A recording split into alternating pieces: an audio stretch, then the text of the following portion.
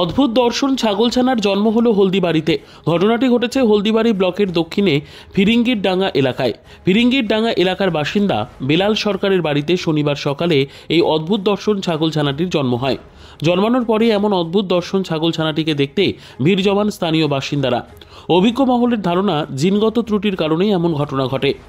এছাড়াও বংশগতি সংক্রান্ত কিছু ত্রুটির কারণেও এই অস্বাভাবিক শিশুর জন্ম সব স্তন্যপায়ী জীবের ক্ষেত্রেই ঘটতে পারে।